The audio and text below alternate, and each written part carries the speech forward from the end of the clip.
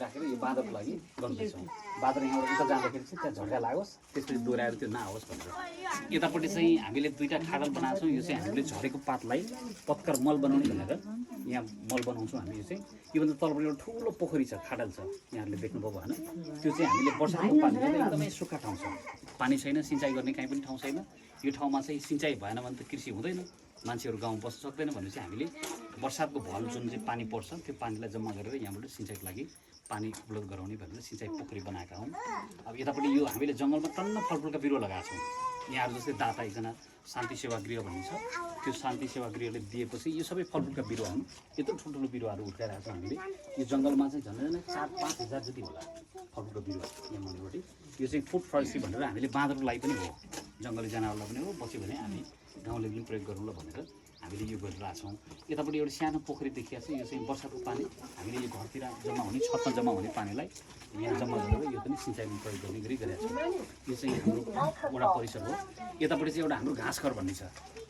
घाँसघर भनेर चाहिँ हामीले चाहिँ बोर्डहरू ल्याएर यहाँहरू कति पाहाडको हुनुहुन्छ, पक्कै पनि एकजना त यो चाहिँ ठुलो कठाहरूको मालिक हुनुहुन्छ, उहाँलाई त गाउँको कुरा धेरै थाहा छैन होला।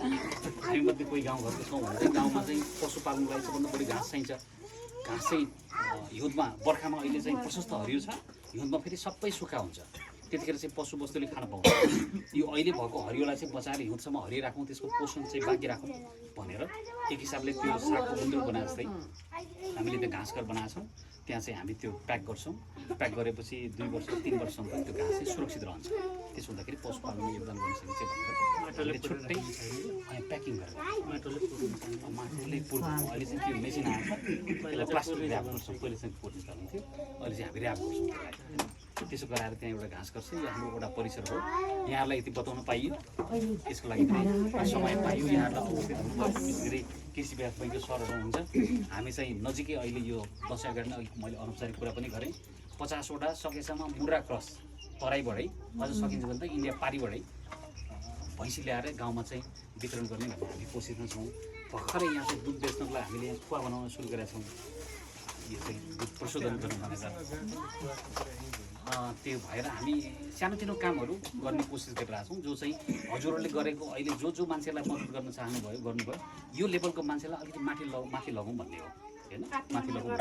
एकजना बहिनी हुनुहुन्छ, उहाँहरूको चाहिँ के कथा थियो भने उहाँहरूको चाहिँ 2-3टा छोरा, मेरो बाबु 2टा, पक्का त्यो ससुरा कुरा गर्नु, सासु ससुरा 2जना। अनि हामी प्रसङ्गवश त्यहाँ जाँदाखेरि मैले के देखेँ भने जाडोको बेला थियो, 2टा बुहारी र छोरा चाहिँ भित्रपट्टि 2टा कोठाको सानो घर थियो। अनि बुढाबुढी चाहिँ बाहिर आँगन भन्छ, पेडी भन्छ हाम्रो त्यो, बाहिरपट्टि खुल्ला ठाउँमा सुतिरहनु भएको थियो।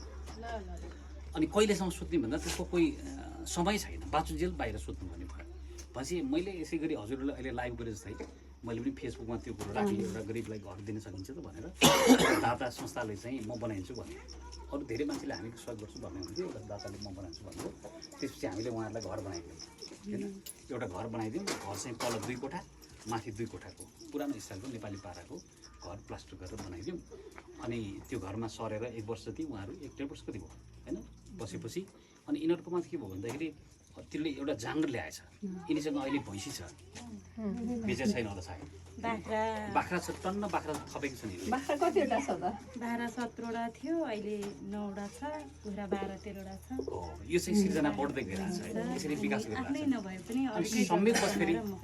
संयोगपछि फेरि यिनको घर अस्ति जल्यो, अस्ति चाहिँ चट्याङ पऱ्यो। चट्याङ पर्दाखेरि चाहिँ सबै नाश भयो। अनि चाहिँ बस्नु केरी पाल्ने त्यो घर चाहिँ होइन, अर्को घर चाहिँ पहिले बनाइरहेको घर जुन थियो त्यो भित्र भएको सबै लत्ता टक्का सबै जल्यो।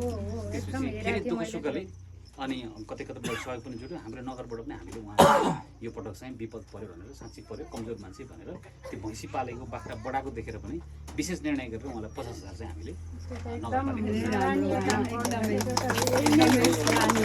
जनताले चाहिँ जनप्रतिनिधिबाट आश गर्ने कुरा नै यही नै हो। हजुरको त्यो एकदमै सराहनीय नै काम मान्नुपर्छ। जनतालाई दुःख पर्दा जहाँ दुःख पर्छ त्यहाँ चाहिँ जनप्रतिनिधि पुग्नै पर्छ भन्ने हुन्छ नि त अहिलेको उसमा परिवेशमा। त्यो काम हजुरले गर्नु नै भएको छ, त्यो चाहिँ सामाजिक सञ्जालमा हाम्रो त कामै हो, हाम्रो त जीवन नै त्यही हो। एकदमै हो। यहाँहरूले पनि त्यो काम उठाइदिनु भयो, हामीले मद्दत गर्नु।